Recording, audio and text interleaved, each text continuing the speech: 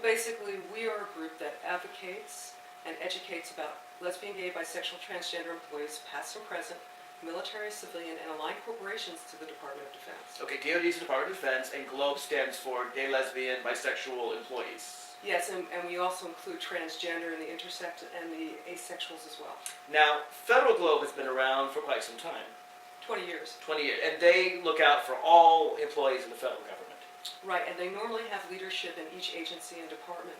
The Department of Defense was the toughest. They once had an Air Force lead, but it didn't last because of the fact that the person ended up harassed so much he had to leave the Air Force. So in the beginning of 2009, when President Obama became president, January 20th, there was nothing to protect gay, lesbian employees in the Department of Defense? Well, basically, we do have the executive order from President Clinton, but to be honest, it isn't implemented. There is no diversity training in the Department of Defense even today about the lesbian, gay, bisexual, transgender. Let's go back, area. because not everyone knows about the executive order. President Clinton, 1993, issued an executive order that said, It basically included, along with all the other affiliations such as African American, people of color, race, religion, disability.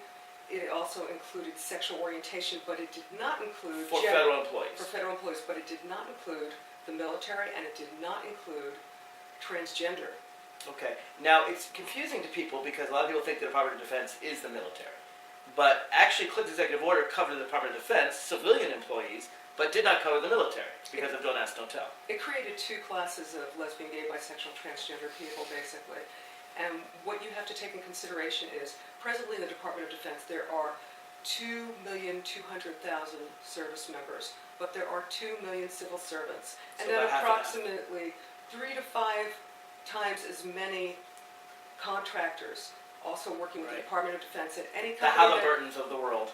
and any company that works for the Department of Defense pretty much follows the same process of how they treat their people. Okay, so as of 2009, other than this executive order that Bill Clinton signed in 1993, there was no group organization, maybe something really informal, was there, among Department of Defense employees who happen to be gay and want to protect against harassment? Was there any kind of thing? Were you the first to develop that? I'm the first to go after that, and I started pushing actually for LGBT equality within the Department of Defense since 1998. And the truth of the matter is, I've tried politely to get things done and to get us included into diversity training. And I was only successful in July of 2010 when I got to give the training I developed that included lesbian, gay, bisexual, transgender protections from discrimination this summer. Let me go back into a bit of history. So Bill Clinton signs an executive order, really the first of its kind, prohibiting anti-gay discrimination in the federal government, excluding military, but including the Department of Defense. Did that change the culture overnight? Was it like when Truman desegregated the military in 48, suddenly, roses and flowers and gay and lesbian people are accepted in the Department of Defense? I think the answer is no. The answer is no, and I have to explain that the Williams Institute has identified there's at least 66,000 lesbian, gay, bisexual, transgender service members. There's, based on that, easily 60,000 lesbian, gay, bisexual, transgender civil servants.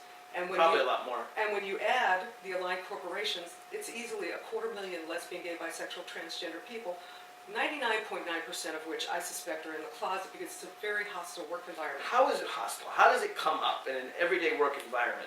I mean, people find out you're lesbian and then what? Give me some examples. Well, in 1998, when I transferred to San Diego, California, they wouldn't let me on base for 5 months because I was working while gay. Now, they can't tell you, given the executive order, you can't come on base because you're a lesbian, right? They told me to take leave. I refused. They said I could not check on base, and then they put me on administrative leave. Well, don't they have to give a reason? They said take a tour of San Diego. A paid tour, because you were being paid Right. by your government. They just didn't want you to work. Right. They didn't want me to be on the base. They knew that I was openly lesbian, and that was all they needed. Did they tell you that? Again, it's very rare to have this kind of blatant discrimination where they say, you're gay, we're not going to allow you on the base. How was it made clear to you? Well, the technical director that I'd worked for, I was owned even when I was on loan to joint assignments throughout Department of Defense, and we had a very good relationship prior to the point where I went to visit her in California to discuss what I would be doing in the new organization they were building. And when I got there, I explained that I am lesbian and I'm in the middle of a custody issue with my former wife. We weren't legally married, but we looked at each other as spouses. And after that, she would not take my phone calls, she would ignore my emails, and she ignored everything, and I was under orders in the following summer, to come and move and live there. And when I arrived, I met with her and an employee I did not recognize who turned out to be less senior than myself because I was her most senior employee and her most experienced. And she basically told me these things, that I was not allowed to check into work. Now, eventually, you had to resolve this by going to her superiors, correct? I did, and they ended up flying out to San Diego, and we met in town at a restaurant, and she was ordered to let me go to work. But once I went to work, then the harassment was extremely intense. And Listen, I know it was hard for you, but I don't think people realize the extent of it. I mean, people think, oh, a few people said some jokes. It wasn't like that. No, that would have been nice. Yeah. Tell me, give details of what happened. Well, I was the most senior employee she had, and I was the most experienced, in fact, more experienced than she was. And when she was ordered to put me to work, she put me in the worst place she could instead of a private office, which, based on my level, she should have. She instead put me behind the deliveries for the microfilm. And that was the beginning. So every day I would climb over the microfilm in very good clothes, and I would rip my stockings, and it was pretty horrendous. And people would follow me even if I went to the bathroom. And they would follow you? They would follow me everywhere I went. To make sure you weren't lesbian in the bathroom? What were they following you for? It just was a form of intimidation and harassment, and she basically told people to harass me. And it was actually one of the pieces of evidence that was given to the Inspector General that actually looked and assessed the whole situation. And there was absolute proof that these people were ordered to harass me. One guy tried to actually frame me for a crime I did not commit and got caught in the middle of it. Got caught framing you? Yes, and he and I are friends today. But really? Well, what happened is, after everything was said and done, and the military sent in an IG, both the senior civilian and the commanding officer were given the choice in 2000 of criminal prosecution or resignation, and they chose resignation. Not surprising, though I wouldn't have minded a little bit of criminal prosecution, actually.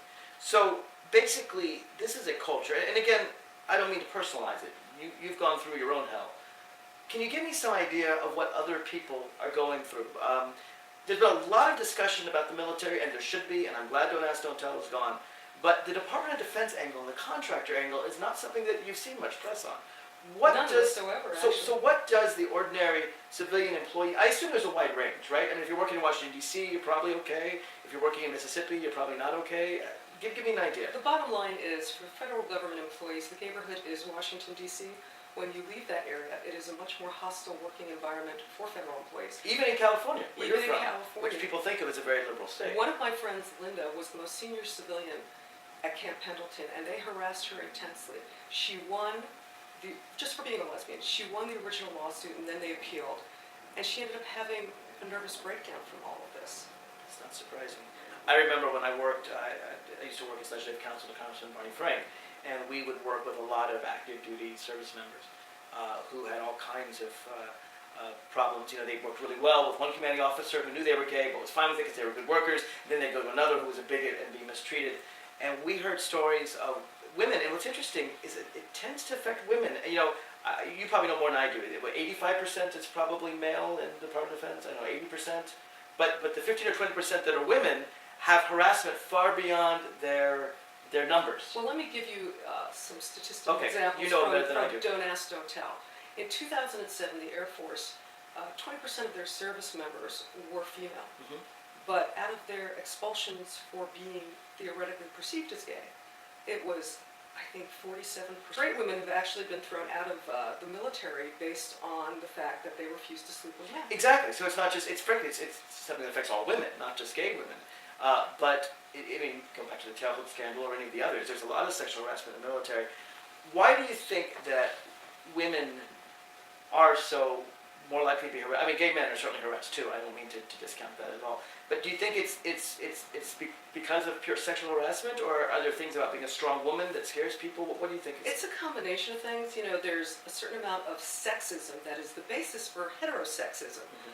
But in my particular case, it was a female who was insecure about her sexual orientation. Interesting. And then we had wanted witnesses. To hide that insecurity by mistreating you. And what happened is, and I was more femme than her, and I have 5 children, and we were able to prove there were witnesses where she said everybody thought I was gay till I got married. And then after she had been relieved of her job. A couple of Self-hating. years later, I'd heard rumors from people that had worked with her before in a different organization where she had had a relationship with her female secretary. You know, it's interesting, you look at a guy like J. Edgar Hoover, head of the FBI in the 70s, who was gay in some of the most horrible treatment of gay people in that whole time period. Or by closeted gay Right, people. right, people who were afraid of, very interesting. So let's go back to the present here. You formed DOD Federal Globe in 2009. Yes. So you're a brand new organization. I mean, it's 2011, it's in 2 years. Why didn't it happen before then? Really had to do with was, for over a decade, I'd been trying to get diversity training that was inclusive of LGBT, and I was getting nowhere. And then also the issue with Don't Ask, Don't Tell was so severe.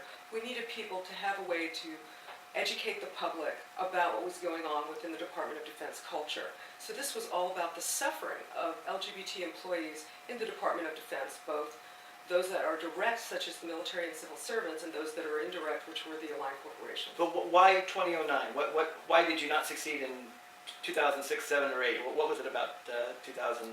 Well, I really learned a lot from Prop 8 in California, where they, for the first time ever, removed a constitutional right from a group of people. Right. Proposition 8, of course, was a proposition in California by 52-48, I believe was the margin, took away the right of gay people to get married in California, and was later upheld by the California Supreme Court.